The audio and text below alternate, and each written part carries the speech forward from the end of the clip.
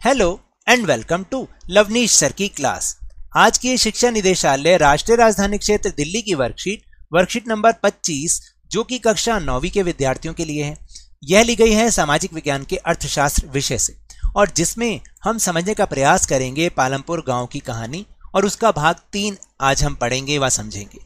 तो चलिए बिना समय गवाए शुरुआत करते हैं मेरे साथ और समझने की कोशिश करते हैं। देखिए, पालमपुर गांव में 75% लोग अपनी जीविका के लिए खेती पर निर्भर हैं। जैसा कि पिछली वर्कशीट्स में हमने ये जाना भी था, यानी वहां की मुख्य आर्थिक क्रिया क्या है? खेतीबाड़ी है।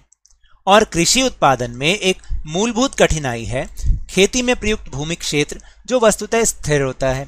यानी सबसे मूलभूत कठिनाई यही है कि जिस भूमि का हम यूज कर रहे हैं वो स्थिर है, यानी जितना 10 साल पहले होगा आज भी उतना ही होगा, कम जरूर हो सकता है, हम उसको बढ़ा नहीं सकते। ठीक है, पालमपुर में एक वर्ष में किसान 3 अलग अलग फसलें इसलिए पैदा कर पाते हैं क्योंकि वहां पर सिंचाई की सुविकसित व्यवस्था है। यानी कहने का मतलब है पालमपुर में जो किसान है ना, वो 3 अलग अलग फसलें एक साल में ही पैदा कर लेते हैं, सिर्फ और सिर्फ क्योंकि वहां सिंचाई की जो व्यवस्था है बहुत ही बढ़िया है। अब ध्यान से सुनना, एक वर्ष में किसी भूमि पर एक से ज्यादा फसल पैदा करने को बहुविध फसल प्रणाली कहते हैं। ये बहुत इंपॉर्टेंट है कि बहुविध फसल प्रणाली किसे कहते हैं? नाम से भी समझ में आता है, बहुविध।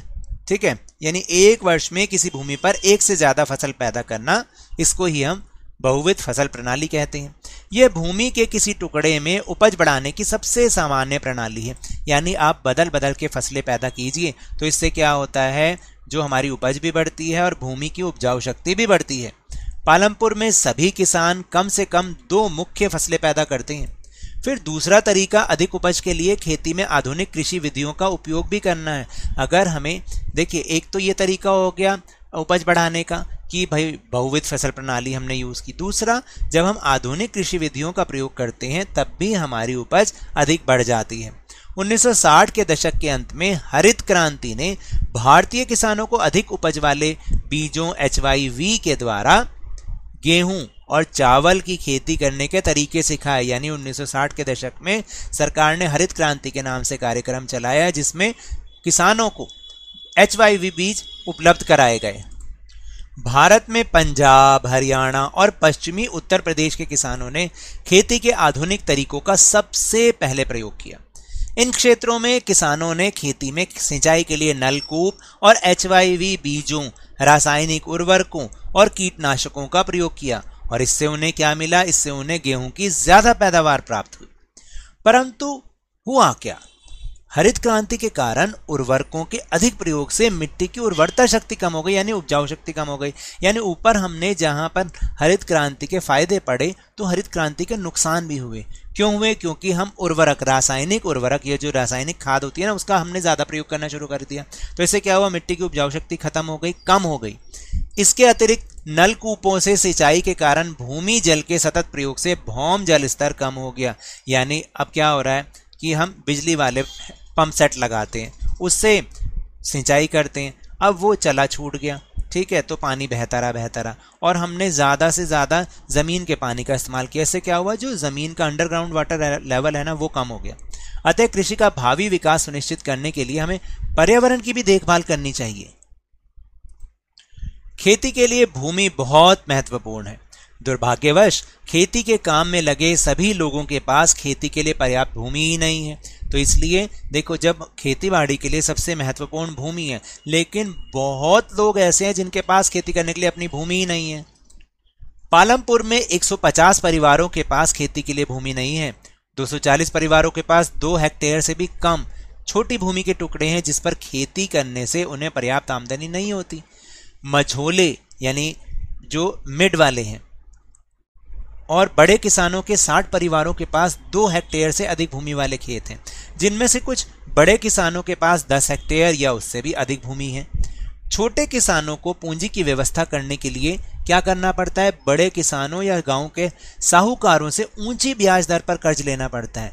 लेकिन बिल्कुल ठीक इसके उलट मझोले और बड़े किसानों को खेती से बचत हो जाती है, क्योंकि वो क्या करते हैं भाई, अपने जो है खेती पर जो उनके पास ज़मीन का बड़ा बड़ा टुकड़ा है उस पर वो फसल उगाते हैं जिससे उपज ज़्यादा होती है, फिर उसको वो बेचते हैं जिससे उनको फ़ायदा हो जाता है, उनकी बचत हो जाती है और वे आवश्यक पूंजी की व्यवस्था अगली बार के लिए कर लेते हैं। इसके अतिरिक्त छोटे किसान कृषि उत्पादों को अपने परिवार के उपभोग में लाते हैं, यानी छोटे किसान क्या करेंगे, उनके पास ज़मीन भी छोटी है, ज़मीन का छोटा टुकड़ा है, तो जो उपज होती है वो अपने घर में यूज़ कर लेते हैं। जबकि बड़े किसान अधिकांश कृषि उत्पादों को बाजार में बेचकर अगले मौसम के लिए पूंजी की व्यवस्था आसानी से कर लेते हैं। अब आपको समझ में आया कि पूंजी की व्यवस्था कैसे होती है। तो चलिए अब हम चल रहे हैं अपने प्रश्नोत्तर की ओर।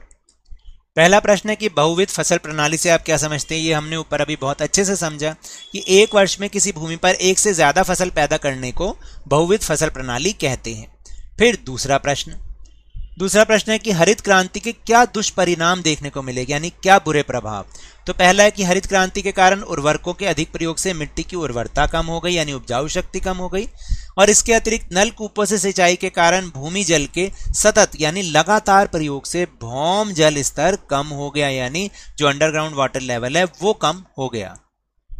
फिर है तीसरा प्रश्न, एक ही भूमि पर उत्पादन बढ़ाने के अलग अलग कौन से तरीके हैं, समझाने के लिए उदाहरण का प्रयोग कीजिए। देखिए, एक ही भूमि पर उत्पादन बढ़ाने के अलग अलग तरीके निम्नलिखित हैं। क्या क्या, जैसे आधुनिक सिंचाई सुविधाओं का प्रयोग करके एक ही भूमि पर उत्पादन को बढ़ाया जा सकता है।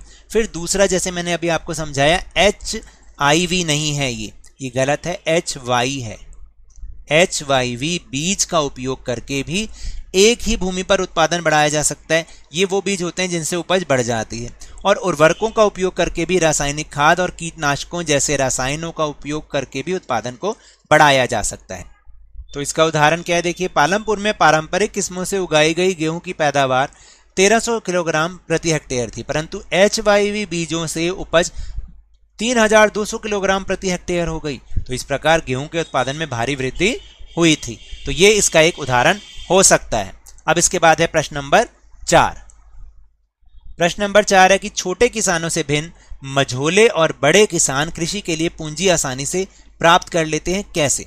तो देखिए, छोटे किसानों से भिन्न मझोले और बड़े किसानों को खेती से बचत होती है, जैसा मैंने पहले भी समझाया, और वह आवश्यक पूंजी की व्यवस्था कर लेते हैं।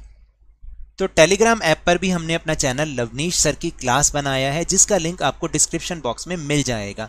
वहां से आप इस ग्रुप को ज्वाइन करें और इस वीडियो का लिंक तथा इसके साथ साथ दूसरी और इंपॉर्टेंट वीडियो का लिंक्स भी आपको वहां पर इजीली अवेलेबल होगा। तो ये तो थी आज की वर्कशीट। अगर मेरे इस तरह समझाने से अब आपको समझ में आने लगा है तो इस चैनल और वीडियो को लाइक दीजिए। अगर नए हैं तो आप सब्सक्राइब भी कीजिए, शेयर कीजिए, और देखिए अभी आप देख रहे हैं ना, तो लाइक का बटन जरूर दबा दीजिए। और जल्दी से जल्दी लवनीश सर की क्लास, जो कि आपका अपना ही चैनल है, इसके सब्सक्राइबर्स को 50K और उससे भी ज़्यादा आगे ले जाइए। लेकिन याद रखिएगा, घर से बाहर निकलते समय मास्क अवश्य लगाएं, और जब भी आपकी बारी आए कोरोना का टीकाकरण जरूर करवाएं, क्योंकि कोरोना को हराना है और ज़िंदगी को एक बार फिर से सुहाना बनाना है। और उसके बाद अब स्कूल भी जाना है। इसी उम्मीद के साथ बहुत बहुत